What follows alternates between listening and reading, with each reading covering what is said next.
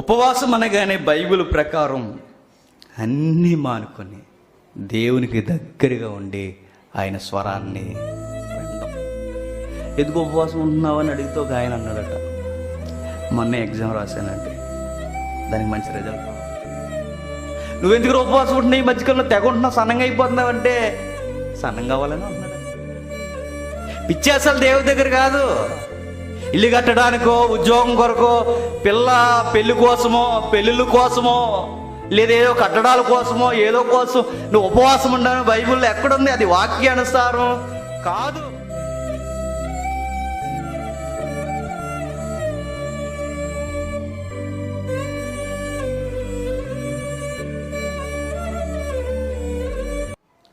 ఉపవాసం అంటే ఏంటో తెలుసా? ఉపవాసం అంటే ఏంటండి?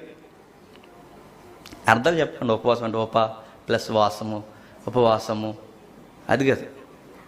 ఉపవాసం అంటే బైబిల్ థీమ్లో ఉపవాసం అనగానే బైబిల్ ప్రకారం అన్నీ మానుకొని దేవునికి దగ్గరగా ఉండి ఆయన స్వరాన్ని వినడం.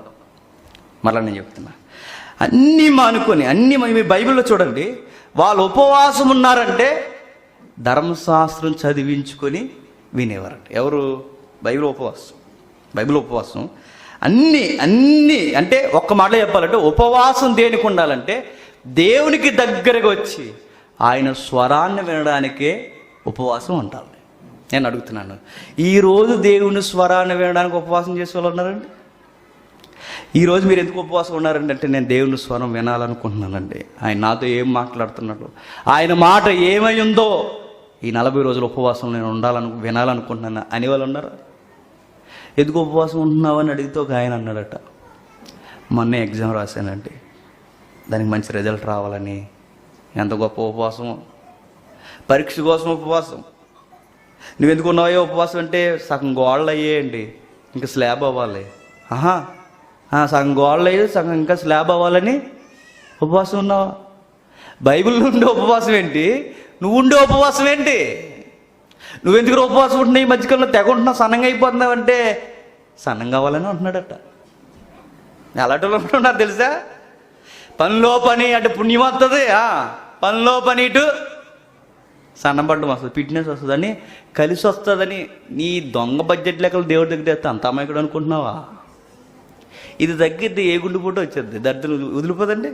ఇప్పుడు ఒకేసారి తగ్గిపోయామనుకోండి, బ్లడ్ ప్రెషర్ ఏమవుద్ది? గుద్దేద్ది ఏదో దిక్కు, ఏ మెదడ మీదో, ఏ గుండెల్లోనో, ఏ పక్కలోనో పొడి చేసింది అనుకో, అప్పుడు చెయ్యకోలో పక్క వెళ్ళిపోద్ది ఇలాగా, అప్పుడు బాగా సన్నం అయిపోతావు. అప్పుడు పిచ్చి అసలు దేవుడి దగ్గర కాదు.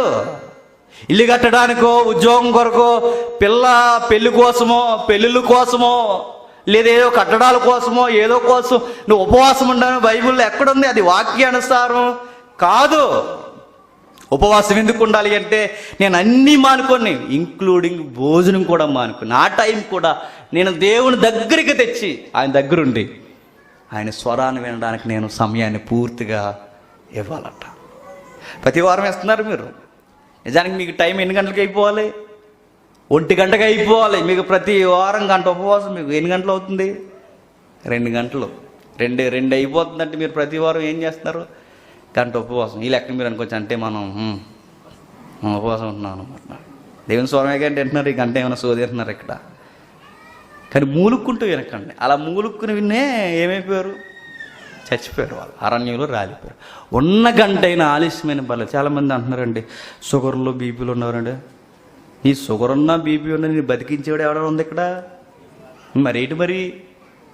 షుగర్ ఉందంటే బీపీ ఉందంటే చచ్చిపోతావు, వెళ్ళిపోతావు. ఆయన సెలవు లేని ఎవడని చచ్చిపోతాడండి. నేను మరలా చెప్తున్నాను, ఎక్కడికైనా వెళ్ళిపోయిన తర్వాత, పెళ్ళికి వెళ్ళిపోయిన తర్వాత, ఇంకా పెళ్ళి అవ్వలేదు, ఇంకా కొన్ని పెళ్ళిళ్ళు మరీ లేట్ అయిపోతుంటాయి చూసారు. ఆ టైంకి నీకు భోజనం లెటర్. పెళ్ళికొడుకు దగ్గరికి వెళ్ళి, షుగర్ ఉందయ్యా నాకు, ఏంటి ఇంకా పెళ్లి చేసుకునేటి, భోజనం పెట్టానని అడుగుతావా? అడిగితే అర్జెంట్ కిందకి ఇంటనే ఉంటారు. నేను అక్కడ అడగవు, నువ్వు అక్కడ అడిగితే పొడి తీసేస్తాను నేను. అక్కడ అడిగితే ఇక్కడ ఎందుకు అడుగుతున్నావు? అందుకో టెక్నిక్, అన్ని దిక్కున తెలివితేటలు ఉంటాయి. షుగర్ ఉంటే దానికి తగ్గ బ్యాలెన్స్గా జేబులో ఏదో వేసుకుని తెచ్చుకో. లేట్ అవుద్దా, ఓ బిస్కెట్ ప్యాకెట్ తెచ్చుకో. ఏదో లేట్ అవుద్దా, ఏదో ఫుడ్ తెచ్చుకో. టైంకి వెంట తిను. ఎవరు వద్దంటారు నిన్ను? వెంట తిను. బ్యాలెన్స్ చూసుకో, కరెక్ట్గా చూసుకో. నీ ఆరోగ్యం నువ్వే దేవుని స్వరం వినడానికి బ్యాలెన్స్ చెక్ చేసుకో, తప్పేంటి? అంతేగాని దొరికింది అవకాశం ఎగ్గొట్టడానికి దొరికింది అవకాశం అని నాకు షుగర్ ఉందండి, బీపీ ఉందండి అంటే ఉంటుంది, అలాగ ఉంటుంది, ఇంకా ఎక్కువైపోద్ది. ఇంకా దేవుని స్వరం వినే దగ్గర వంకలు పెట్టకండి. దొరికేదే సమయం తక్కువ. ఈ మధ్య మధ్యలో కరోనాలు అవి అయిపోయింది, ఏడాది అయిపోయింది, ఈయనే తక్కువ. మళ్ళీ నట్ట చెప్పొచ్చు కదండి, మళ్ళీ 2-3 ప్రసంగాలు చెప్పకూడదు. మళ్ళీ ఇది ఒక కామెంట్, ఆడో ప్రసంగం చెప్పకూడదట, నేను ప్రసంగం చెప్పకూడదట, ఈయన చెప్పకూడదట. నువ్వు చెప్పిపోయి 40 నిమిషాలు ప్రతి వారం మేము వింటాం. చెప్తారా? పోనీ ఏం చెప్తున్నావు? నీకు అర్థమవుతుంది, మాకు అర్థమవుతుంది. ఇంకేం చేయలేదు, గోడకు ఉద్దేశం వెళ్ళిపోవడం ఇక్కడి నుంచి. ఎందుకు? నువ్వు చెప్పిపోనీ, నువ్వు చెప్పు, నువ్వు టైమింగ్ చెప్తున్నాగా, నువ్వు చెప్పు. చెప్తారా? చెప్పు. కష్టపడి ఆడేమో తెల్లవారులు నేను రాత్రి అంతా మొత్తం కష్టపడి ప్రిపేర్ చేసి వస్తే ఏం కలిసి మీరేం జీతాలు ఇస్తున్నారా? దేవుని స్వరం వినడానికి లేకపోతే ఎందుకు చెప్పండి?